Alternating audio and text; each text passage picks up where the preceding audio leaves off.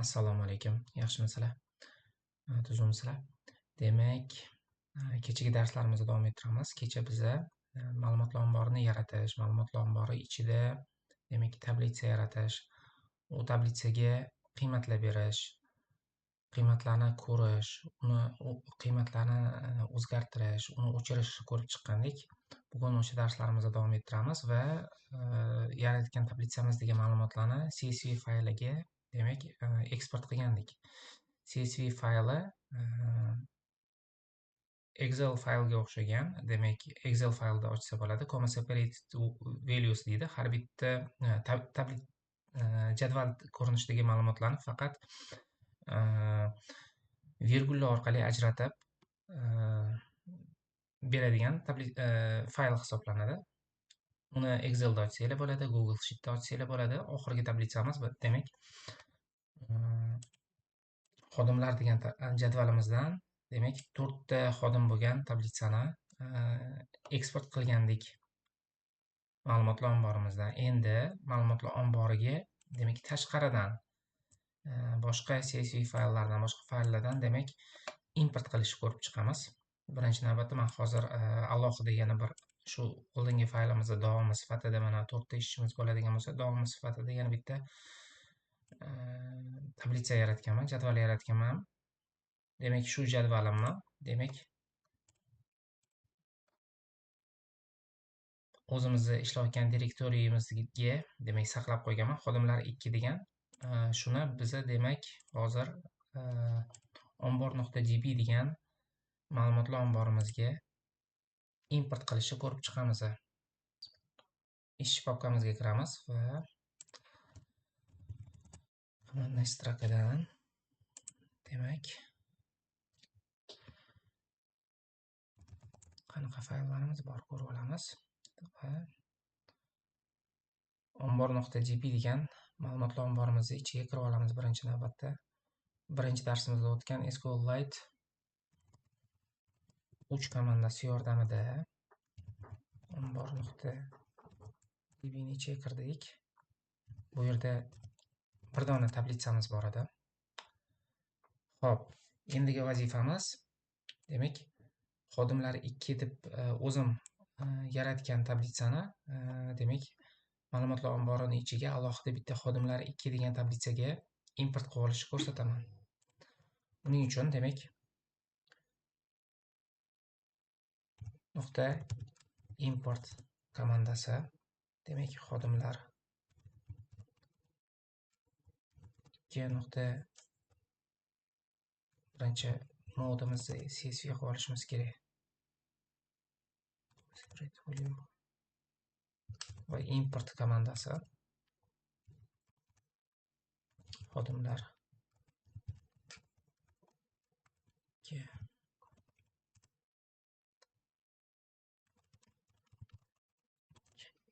Xo'p.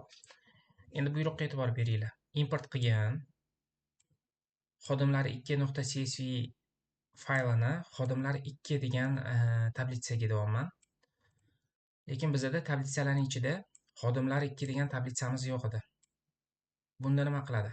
Xodimlar 2 degan tablitsani o'zi yaratadi. O'zi yaratadi va import qiladi. Demak, hech qanaqa xato bermadi. Bizda import qilingan bo'lishi kerak. Endi jadvallarimiz ro'yxatini ko'ramiz. Nuqta tables qilamiz. Xodimlar 2 degan tablitsamiz demak yaratilibdi.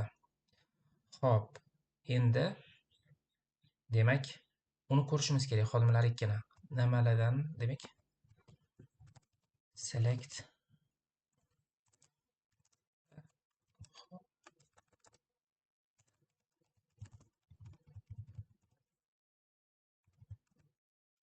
mana demak import qilibdi. Ko'rganimizda 18 ta qiymat bor edi tablitsamizda. Shu 18 ta qiymatni hammasini demak import qilib olibdi. Chiroyli ko'rinishda demak table ga qaytamiz. Mana 18 ta qiymatda hammasini import qilib olgan. Xo'p. Endi bitta muhim narsani aytib o'tmoqchiman. Bizda demak CSV faylini mavjud bo'lmagan tablitsaga import qilib oldik va SQLite o'zi alohida tablitsa yaratib, mana shu demak fayldagi barcha ma'lumotlarni jadvalga ko'chirdi. Ma'lumotlar omboridagi mavjud tablitsaga ko'chirish uchun, mavjud jadvalga ko'chirish uchun nima qilishimiz kerak? Bizda xodimlar degan tablitsamiz ham bor. E'tibor qilsanglar, demak, boshlang'ich 4 ta qiymati bor. Buni demak o'tkazib yuborib turib 5-sidan qo'shib ketishimiz kerak. Yana xuddi shunaqa demak mod separated value modiga o'tamiz. Keyin import qilamiz. Xuddi o'sha protsedura davom etadi. Xuddi shunaqa jarayon bo'ladi.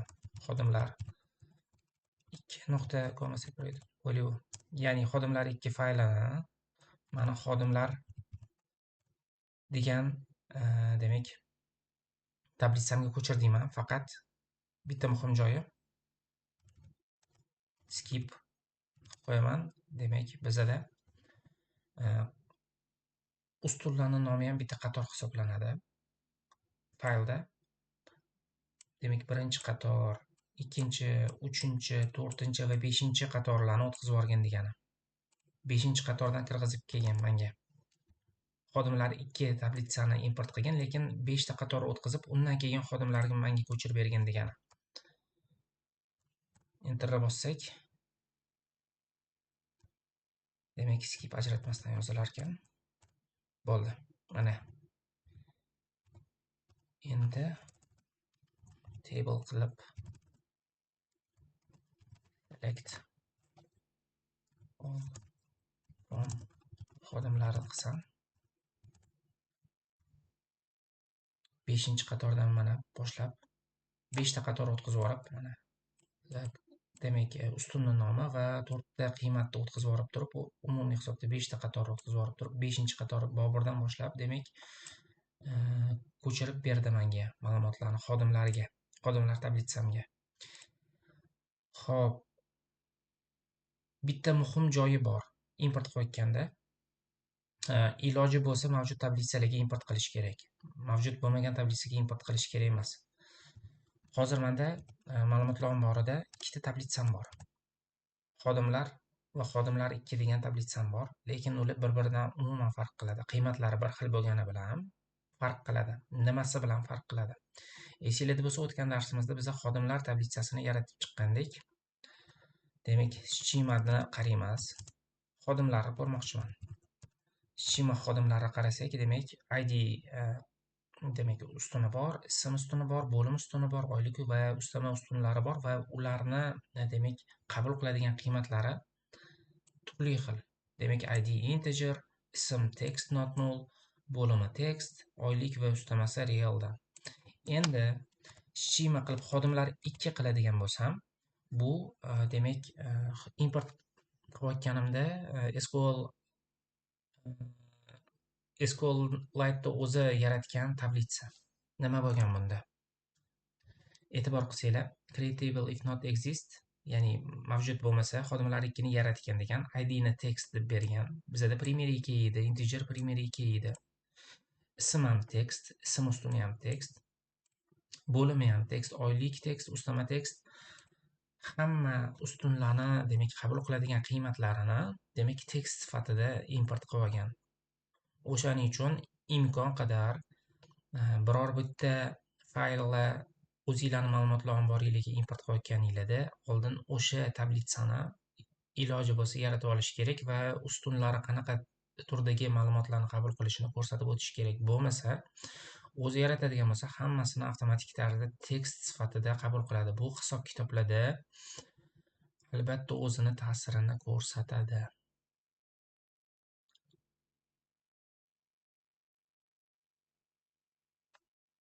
Tak, shu hozircha. Rahmat.